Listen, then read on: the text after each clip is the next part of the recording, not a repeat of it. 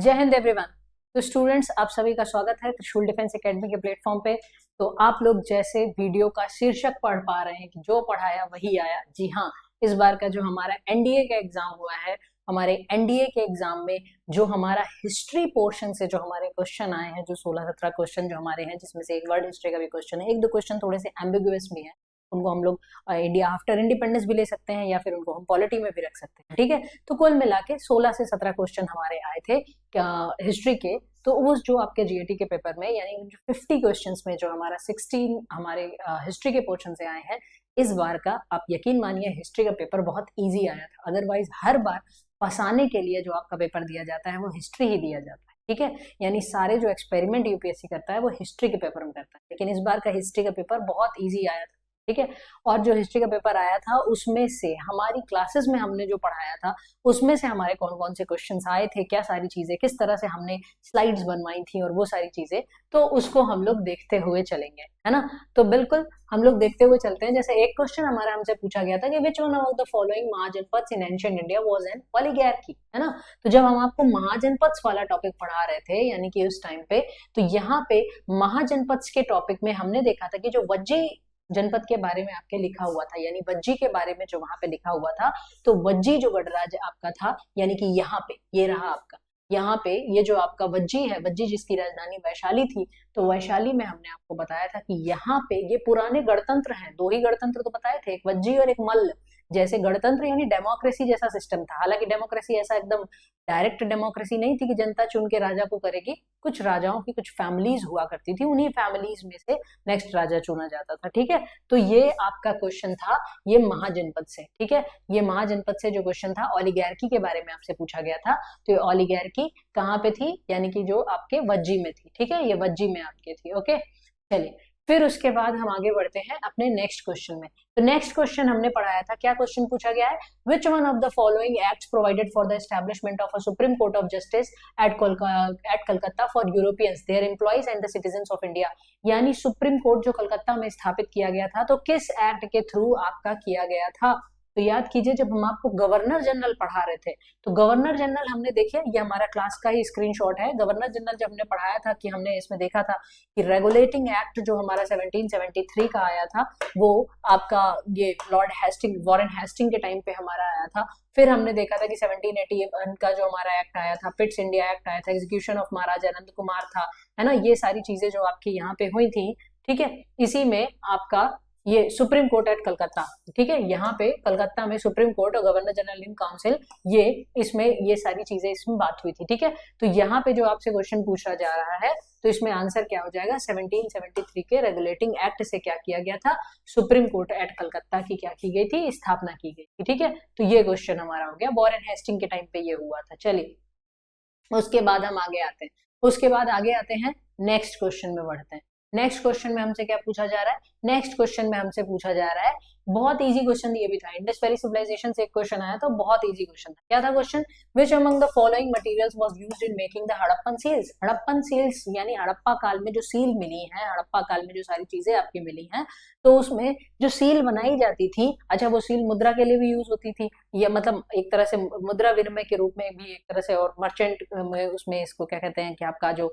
Marketing जो पूरा system था, बाजार का जो सिस्टम था, उसमें यूज हुआ करती थी। तो ये सील्स किसकी बनी हुई थी, सैंडस्टोन यानी बलुआ पत्थर, लैपिस लजुली, लैपिस लजुली मैंने बताया था नीले कलर का एक आभूषण में उसको पहना करते थे, पत्थर होता था। इसमें मैंने आपको महाभारत के सीरियल के बारे में बताया था कि गांधार राज शकुनी, जो कि उधर के अफगानिस्तान वाले, गांधार उधर ही पड़ते ना पाकिस्तान अफगानिस्तान की तरफ, तो उधर के एरिया से आते थे, तो वो नीले रंग का पूरा आभूषण पहने रहा करते थे। स्टार प्लस के सीरियल में भी दिखाया गया, एक्चुअल में वो नीला रंग का जो पत्थर है वही है लापिस लजुली। तो ये तो आभूषण में यूज होता था। जैस्पर ये अलग आपका पत्थर है, स्टेटाइट था आंसर। ठीक है, तो यहाँ ये देखिए स्टेटाइट के स्टैचू मिले हैं, प्रीस्ट वगैरह के, स्टेटाइट की आपकी सील्स भी मिली हुई है। ठीक है, कहाँ पे, मोहनजोदाड़ो में। तो ये जो चीजें आपकी हैं, तो ये भी आपको क्लासरूम में ही पढ़ाया गया था। ठीक है, चलिए फिर उसके बाद हम आ जाते हैं अपने नेक्स्ट क्वेश्चन में। नेक्स्ट क्वेश्चन ये भी हमारा सीधे क्लासरूम स्टडी से हमसे मतलब एक तरह से, बिकॉज हिस्ट्री बहुत आपका जो था पेपर, इस बार का बहुत अच्छा पेपर आया था हिस्ट्री का, है ना। तो इसमें क्या है, who among the following has introduced resolution in 1882 which is also called the Magna carta of local self government. तो ये क्लास में मैंने आपको पढ़ाया था कि भारत में लोकल सेल्फ गवर्नमेंट का पितामह किसको कहा जाता है, तो भाई ये लॉर्ड रिपन को कहा जाता है। लिटन दुष्ट आदमी था, उसके बाद रिपन आया था। लिटन ने जो जो काम किए थे रिपन ने उनको उल्टा किया था, वर्नाकुलर प्रेस एक्ट हटा दिया था, फर्स्ट फैक्ट्री एक्ट आया था, और इसी के टाइम पे आपका क्या था, गवर्नमेंट का रेजोल्यूशन 1882 का आता है जिसमें लोकल सेल्फ गवर्नमेंट ये लिखा हुआ है यहाँ पे, है ना। यहाँ पे पेन का कलर चेंज कर लेते हैं, ये लोकल सेल्फ गवर्नमेंट 1882। तो ये क्वेश्चन का आंसर क्या हो जाएगा, लॉर्ड रिपन के टाइम पे। रिपन से पिछली बार भी क्वेश्चन आया था, पिछली बार भी यही पूछा गया था कि पहली बार एक दशकीय जो जनसंख्या जो आपकी हुआ करती थी, जनगणना जो आपकी हुआ करती थी कि हर दशक में उसको गिनी जाती थी, तो वो किसके टाइम पे होता था, वो लॉर्ड रिपन के टाइम पे होता था। ठीक है, तो इसमें 147 में आंसर क्या हो गया, सी। चलिए भाई बढ़ जाते हैं अपने अगले क्वेश्चन पे। अगले क्वेश्चन में आता है कि मेज यानी मक्का was introduced into India in 17th century via. तो ये वाया यानी कहाँ से आपका इंट्रोड्यूस हुआ था। तो पहली बात तो ये जो आपकी फसलें लाए थे ये कौन लेके आए थे, टोबैको हो गया, कैश्यू नट हो गया, पोटैटो हो गया, ये सारी चीजें जो आपकी थी, तो ये जो फसलें लाए थे ये कौन लेके आए थे, पोर्तुगीज लेके आए थे, पुर्तगाली लेके आए थे। और जो पुर्तगाली लेके आए थे इसमें कहाँ से लेके आए थे ये आपसे पूछा जा रहा है कि वाया, तो यहाँ पे आपका आंसर क्या आ जाएगा, अफ्रीका एंड स्पेन। ठीक है, तो यहां से ये आपके लेके आए थे। ओके, चलिए फिर आ जाते हैं नेक्स्ट क्वेश्चन में। नेक्स्ट क्वेश्चन में इसको भी जब हम आपको क्लासरूम में पढ़ा रहे थे तो इसमें पूछा गया है कि पहली जो फैक्ट्री इन्होंने लगाई थी 1611 में, कहाँ लगाई थी। तो हमने आपको बताया था कि पहली जो विधिवत फैक्ट्री इन्होंने लगाई थी वो 1613 में सूरत में लगाई थी। कहाँ लगाई थी, 1613 में सूरत में लगाई थी, है ना। यहाँ पे अच्छा इसमें नहीं लिखा है, ये पिछली स्लाइड में इसमें था। तो ये सर थॉमस रो ने जब अनुमति वगैरह ली थी, क्योंकि पहले तो पुर्तगाली उनको, पहले हॉकिंस आया था, है ना, फिर सर थॉमस रो आए थे, हॉकिंस आए थे, अनुमति जहांगीर ने दे दी थी कि जाके अपनी फैक्ट्री लगाओ, लेकिन सूरत के एरिया में पूरा पुर्तगालियों का दबदबा था तो वहां पे फैक्ट्री लगा ही नहीं पा रहे थे। लड़ाई हुई जब अंग्रेजों और पुर्तगालियों की, बैटल ऑफ स्वाली 1612 में, जब पुर्तगाली हारे तब अंग्रेज जीते, तो 1613 में पहली विधिवत फैक्ट्री सूरत में लगाई। लेकिन उससे पहले भी वो व्यापार करते थे मसूलीपट्टनम में 1611 में। बाद में जो विधिवत फैक्ट्री लगाई थी मसूलीपट्टनम में वो 1616 में लगाई थी, लेकिन पहली जो अस्थायी फैक्ट्री उनकी बन गई थी वो मसूलीपट्टनम में 1611 में हो गई थी। ये भी हमने आपको क्लासरूम में बताया था। ओके, फिर हम आ जाते हैं अपने नेक्स्ट क्वेश्चन पे। नेक्स्ट क्वेश्चन में हमसे क्या पूछा जा रहा है, in British India which one of the following act permitted detention without trial. तो याद कीजिए क्लास में जब हम आपको पढ़ा रहे थे, बिना वकील, बिना अपील, बिना दलील का कानून, रॉलेट एक्ट था, है ना। 1990 सर सिडनी रॉलेट की नेतृत्व में 1917 में एक कमेटी बनी थी, रॉलेट कमेटी उसको कहा गया। उन्होंने ही ये सेडिशन के चार्जेस पे जिसको भी मतलब अरेस्ट किया जाए तो बिना वकील, बिना अपील, बिना दलील के उसको अरेस्ट कर लिया जाए, तो ऐसा अनार्किक कानून था। तो इसका आंसर क्या हो जाएगा, 135 में बी। ठीक है, रॉलेट एक्ट 1919, बिना अपील, बिना वकील। देखिए कितना इजी पेपर आया था। फिर आपका आता है क्रोनोलॉजी सेट करनी है। क्रोनोलॉजी जब हम आपको पढ़ा रहे थे कांग्रेस और उसके सेशंस, तो हमने बताया था 1916 में लखनऊ पैक्ट हुआ था, शिमला कॉन्फ्रेंस पढ़ाया था, कम्युनल अवार्ड बताया था कि जब गांधी जी ने मतलब एक तरह से मध्यस्थता करी थी सेकंड राउंड टेबल कॉन्फ्रेंस के बाद, किसके किसके बीच में, बी आर अम्बेडकर और मदन मोहन मालवीय की। ये बोला कि आप दलितों के लिए सेपरेट इलेक्टोरेट की मांग मत करो, 1932 की घटना थी। Formation of Swaraj party, Swarajist और नो चेंजर्स, ये हमने बताया था कि स्वराज पार्टी जब चौरी चौरा का आंदोलन वापस ले लिया गया था उसके बाद कांग्रेस के लोग दो धड़ों में बट गए थे, एक थे प्रो चेंजर, एक थे नो चेंजर।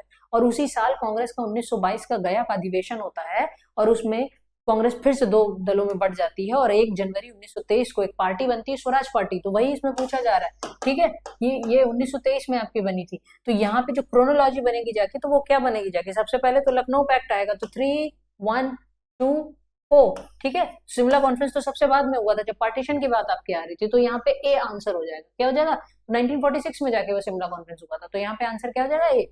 तो ये भी क्लास में आपको, ये देखिए गांधी जी का जो इशू डिस्कस हुआ था यानी अनटचेबल्स के लिए, वो भी मैंने आपको बताया था। फिर हम आ जाते हैं अपने अगले प्रश्न पर। अगले प्रश्न में हमसे क्या पूछा जा रहा है, इस प्रश्न में हमसे पूछा जा रहा है, ये हम जब आपको भक्ति काल पढ़ा रहे थे तो उस भक्ति काल में हमने आपको बताया था। इसमें आपसे क्या पूछा जा रहा है, विच among the following term is associated with the practice of Sufism.